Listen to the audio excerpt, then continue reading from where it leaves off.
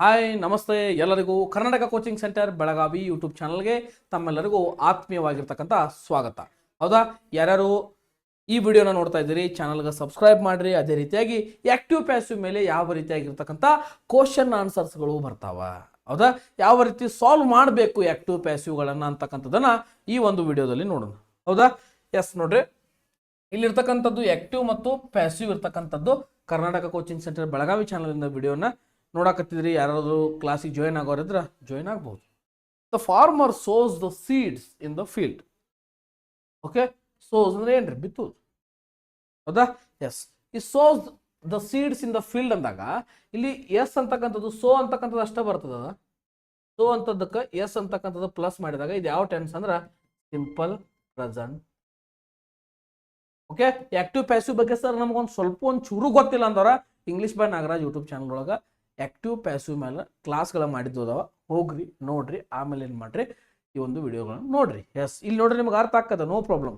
ಇಲ್ಲಿ ಇರ್ತಕ್ಕಂಥ ಸೋಸ್ ಅಂತಕ್ಕಂಥದ್ದು ಬಂದಾಗ ಯಾವ ಟೆನ್ಸ್ ಸಿಂಪಲ್ ಪ್ರೆಸೆಂಟ್ ರೀ, ಎತ್ತರ ಚೇಂಜ್ ಮಾಡಬೇಕು, present continuous tense. Helping verb ಯಾವ ಬರ್ಬೇಕ್ರಿ, ಆಮ್ ಬರ್ಬೇಕಾ, ಈಸ್ ಬರ್ಬೇಕಾ, ಆರ್ ಬರ್ಬೇಕಾ, ಇದ್ರ ಜೊತೆಗೆ V3 ಕಂಪಲ್ಸರಿ ಇರ್ತದೆ ಸರ್ ಅಂತಕ್ಕಂಥದ್ದನ್ನ ಮತ್ತು ಬಾಯ್ ಬಳಸ್ಬೇಕು.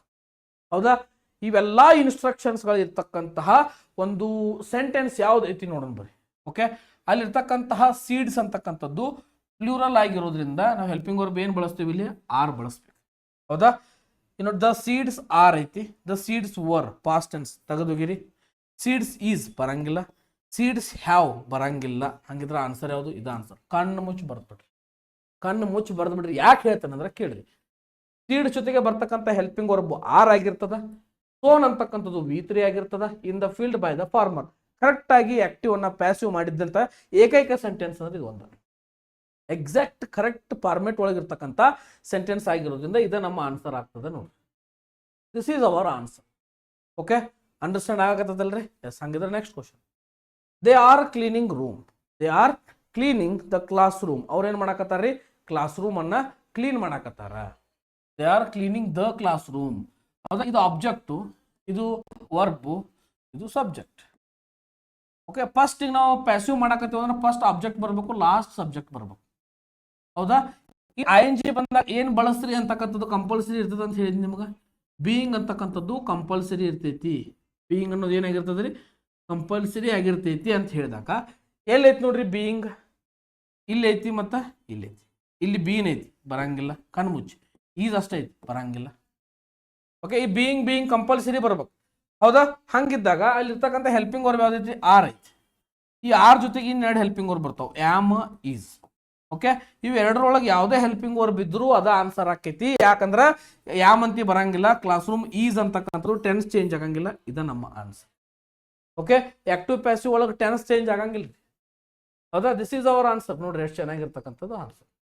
ಹೌದಾ, ಎಂಟೈರ್ ಕ್ಲಾಸ್ ಒಳಗೆ ಏನು ಮಾಡ್ತಾನೆ, ನಿಮಗೆ ಯಾವ ರೀತಿಯಾಗಿರ್ತಕ್ಕಂಥ ಕ್ವಶನ್ಸ್ ಬಂದಾಗ ಏನು ಮಾಡ್ಬೇಕು ಅನ್ನೋದನ್ನ ಸಾಲ್ವ್ ಮಾಡಿ ನೋಡೋಣ ಅಂತ. Yes, understand ಆಗತ್ತದಲ್ರಿ?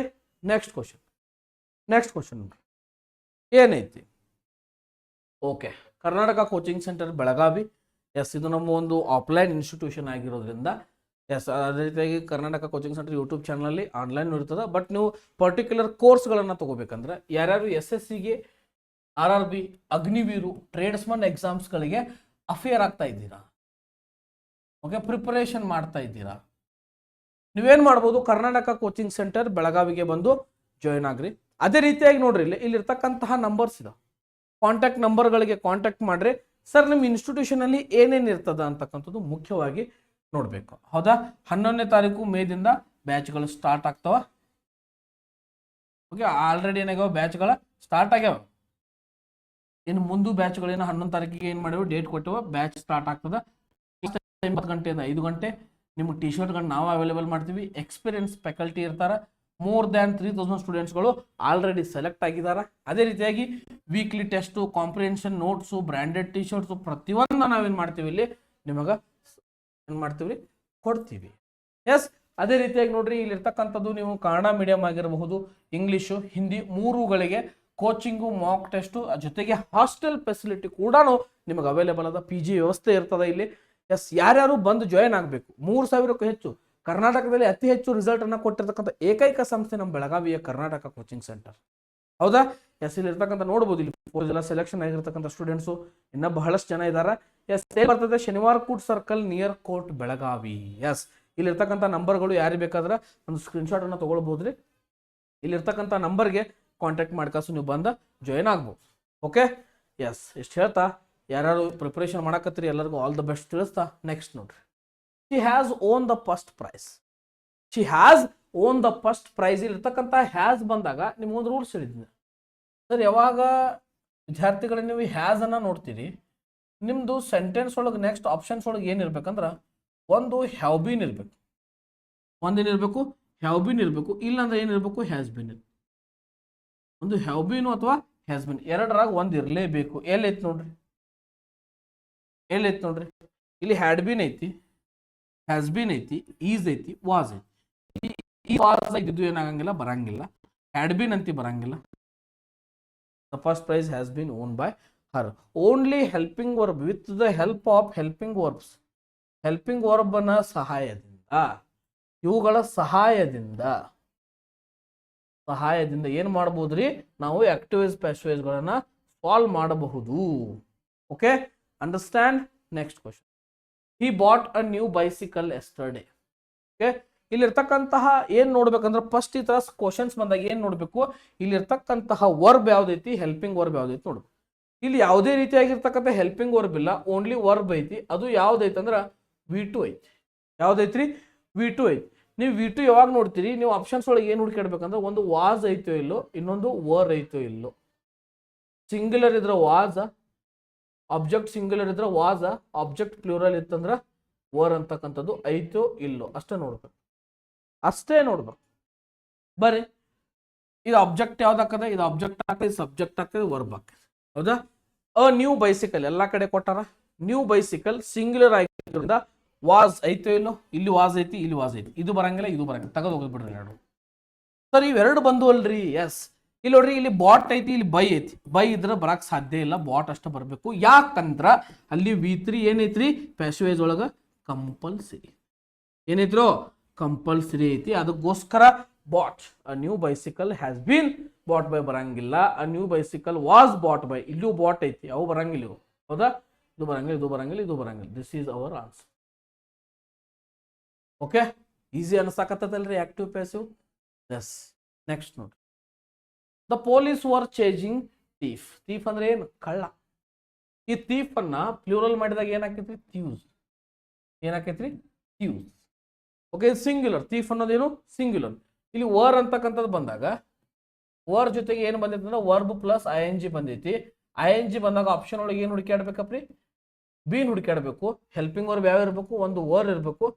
ವರ್ ಬಿಟ್ರೆ ಯಾವ್ದು ಇರಬೇಕು, ವಾಸ್. ಎರಡೇ ಹೆಲ್ಪಿಂಗ್ ವರ್ಬ್ ಇರಬೇಕು. ಹೌದಾ? ನೋಡ್ರಿ ಏನೈತಿ, ಫಸ್ಟ್ ಆಬ್ಜೆಕ್ಟ್ ಬರ್ತದೆ, ತದ್ದೀಪ್ ಎಲ್ಲಾ ಕಡೆ ಐತಿ. ಇಲ್ಲಿ ಬೀಯಿಂಗ್ ಐತಿ, ಇಲ್ಲಿ ಬೀಯಿಂಗ್ ಐತಿ, ಎರಡು ಕಡೆ ಬೀಯಿಂಗ್ ಅದಾವ. ಹೌದಾ?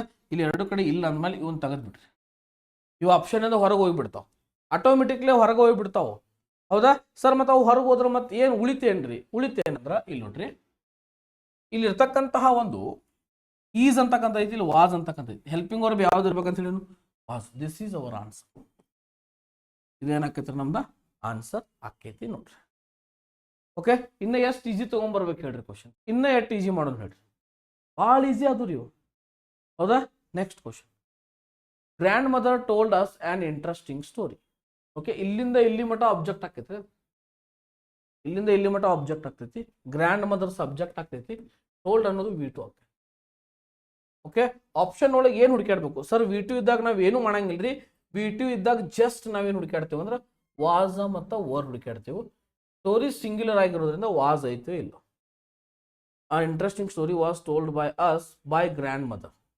ಓಕೆ, ಇಲ್ಲಿ ನೋಡ್ರಿ, ಇಲ್ಲಿ ಈಸ್ ಯಾಕೆ ಬರ್ತೈತಿ? ಇಲ್ಲಿ ಟೋಲ್ಡ್ ಇದ್ದಾಗ ಈಸ್ ಬರಂಗಿಲ್ಲ, ಹ್ಯಾಸ್ ಬಿನ್ ಬರಂಗಿಲ್ಲ. ವಿ ಆರ್ ಟೋಲ್ಡ್, ಆರ್ ಯಾಕೆ ಬರ್ತೈತಿ ಇಲ್ಲಿ? ಹೌದಾ? V2 ಇದ್ದಾಗ ಏನು ಬರಬೇಕು? Interesting story was told to us by grandmother. This is the answer.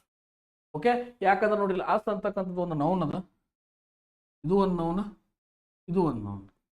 Okay, ಎರಡು ನೌನ್ಗಳು ಬಂದಾಗ ಯಾವ ರೀತಿಯಾಗಿರ್ತಕ್ಕಂಥದ್ದು ಚೇಂಜಸ್ಗಳಾಗ್ತಾವ ನೋಡ್ರಿ. ಹೌದಾ? ಇದೇನಾಕತ್ ಹೇಳ್ರಿ ನಾವು ಕಮೆಂಟ್ ಸೆಕ್ಷನ್ ಒಳಗೆ. ಇದೇನಾಕತ್ತ ಅನ್ನೋದು ಕಮೆಂಟ್ ಸೆಕ್ಷನ್ ಒಳಗೆ ಹೇಳ್ರಿ. ಇದೇನಾಕತ್ತ ಅನ್ನೋದು ಹೇಳ್ರಿ. ಹಿ ಹೆಲ್ಪ್ಸ್ ಮೀ.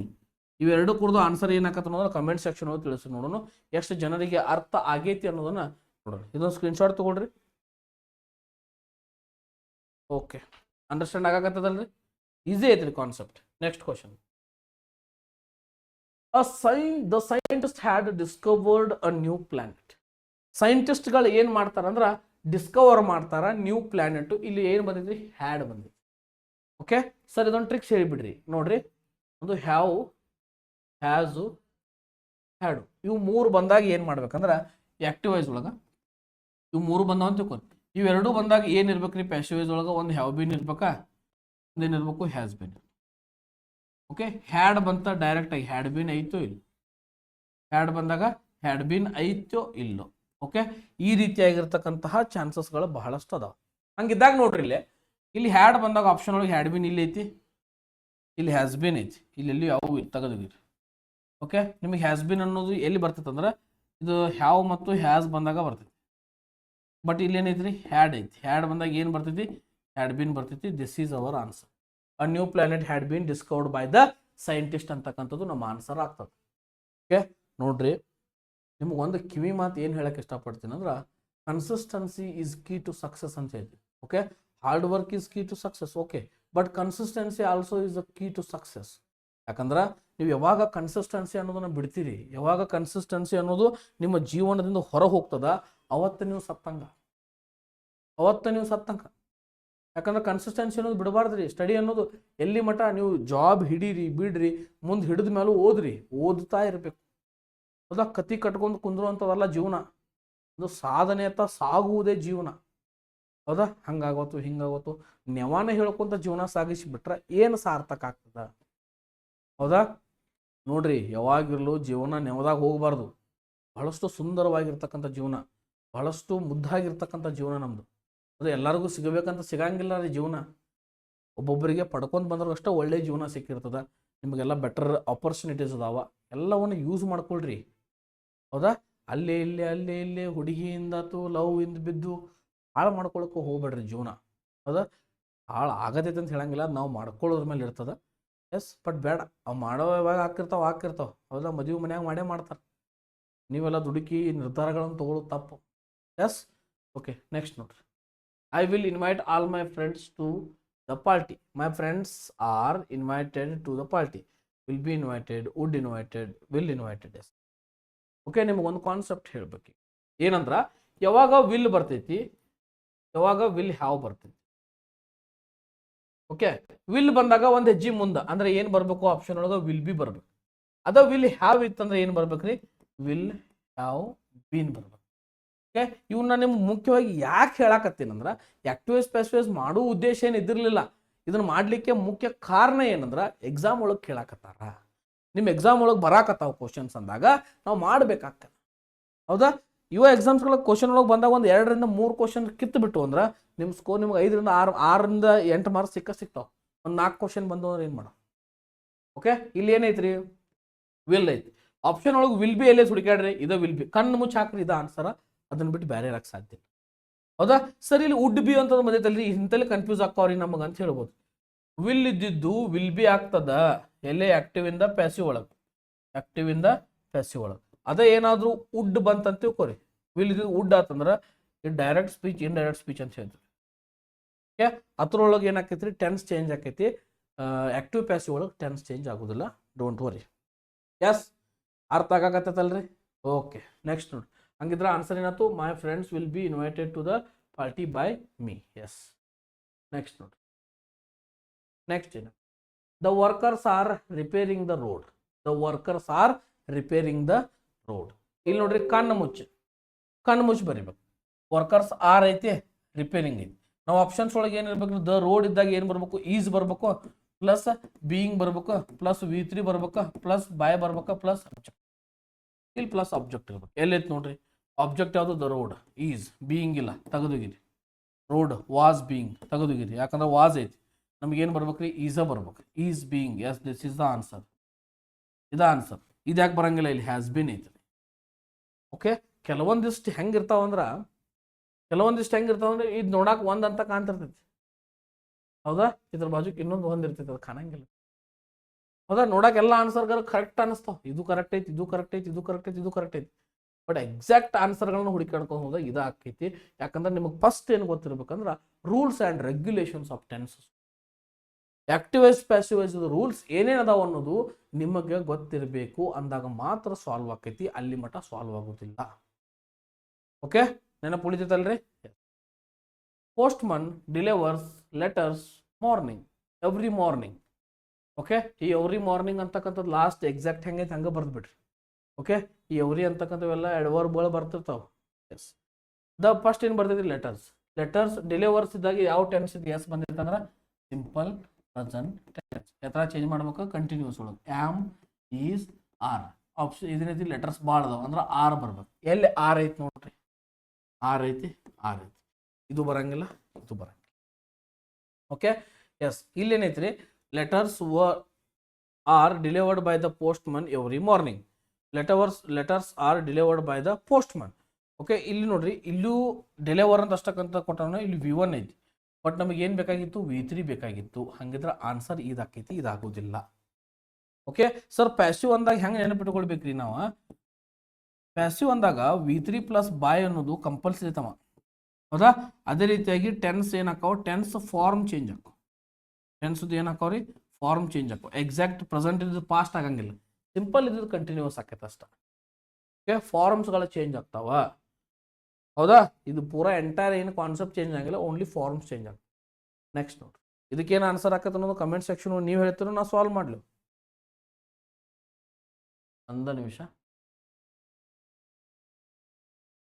ಓಕೆ, ಹೇಳ್ರಿ ಏನು ಬರ್ತೈತಿ ಸರ್ ಆನ್ಸರ್? ಸರ್ ಆನ್ಸರ್ ಏನು ಬರ್ತದೆ? ಯಾರು ಹೇಳ್ತೀರಿ? Yes, she is baking a delicious cake. ಇಲ್ಲಿ ING ಬಂತ, ING ಬಂತ, ಬೀಯಿಂಗ್. ಹೆಲ್ಪಿಂಗ್ ವರ್ಬ್ ಯಾವ್ದೈತಿ? ಈಸ್ ಐತಿ. ಅದನ್ನ ಬಿಟ್ಟರೆ ಏನು ಬರ್ಬೇಕು? ಒಂದು ಆಮ್ ಬರ್ಬೇಕು, ಒಂದು ಆರ್ ಬರ್ಬೇಕು. ಯಾಕಂದ್ರೆ ಇಲ್ಲಿ ಏನಾಗಂಗಿಲ್ಲ, ಫಾರ್ಮ್ ಚೇಂಜ್ ಆಗಂಗಿಲ್ಲ. ಫಾರ್ಮ್ಸ್ ಏನಾಗಂಗಿಲ್ಲ, ಚೇಂಜ್ ಆಗೋದಿಲ್ಲ. ನೆನಪಿಡಿ, ಫಾರ್ಮ್ಸ್ ಚೇಂಜ್ ಆಗಂಗಿಲ್ಲ ರೀ, ಸಾಧ್ಯ ಇಲ್ಲ. ಇದು ನಿಮ್ಗೆ ನೆನಪಿರ್ಬೇಕು, ಹೌದಾ? ಎಸ್, ಹಂಗಿದ್ದಾಗ ಬರ್ರಿ, ಫಸ್ಟ್ ಏನು ಬರ್ತೈತಿ? ಅ ಡೆಲಿಷಿಯಸ್ ಕೇಕ್ ಅಂತೈತಿ. Okay, a delicious cake is baked by. Yes, ING being ಎಲ್ಲೈತಿ? ಇಲ್ಲೊಂದು ಬೀಯಿಂಗ್ ಐತಿ, ಇಲ್ಲೊಂದು ಬೀಯಿಂಗ್ ಐತಿ. ಇದು ಬರಂಗಿಲ್ಲ, ಇದು ಬರಂಗಿಲ್ಲ. ಓಕೆ, ಇಲ್ಲಿ ವಾಸ್ ಐತಿ, ಇಲ್ಲಿ ಈಸ್ ಐತಿ. ಇದು ಆನ್ಸರ್. ಕಣ್ಣು ಮುಚ್ಚಿ ಬರೀಬೇಕು. ಓಕೆ, ಕಾನ್ಸೆಪ್ಟ್ ಗೊತ್ತಿದ್ದವ್ರು ಎಂದೂ ತಪ್ಪಂಗಿಲ್ಲ. ಒಂದು ಸೆಕೆಂಡ್ ಒಳಗೆ ಬರೀ 5 ರಿಂದ 6 ಸೆಕೆಂಡ್ ಒಳಗೆ ಆನ್ಸರ್ ಮಾಡ್ತೀರಿ ನೀವು. ಬರೀ ಕ್ವಶನ್ ಓದ್ಬಿಡ್ಕ ಆನ್ಸರ್ ಬಂದಿರ್ಬೇಕು, ಅಷ್ಟು ಪ್ರಿಪೇರ್ ಆಗಿರ್ಬೇಕು ನೀವು. ಅಷ್ಟೊಂದು ಪ್ರಿಪರೇಷನ್ ಜೊತೆಗೇನೆ ಹೋಗ್ಬೇಕು ಎಕ್ಸಾಮ್ಕ. ಇಲ್ಲಾಂದ್ರೆ ಏನಾಗಂಗಿಲ್ಲ, ಎಕ್ಸಾಮ್ ಅಷ್ಟೊಂದು ಅಟ್ರಾಕ್ಟಿವ್ ಆಗಿ ಸಫಲವಾಗಿ ಇರಂಗಿಲ್ಲ ಯಾರ್ದು result. Okay, next question. We have completed the assignments.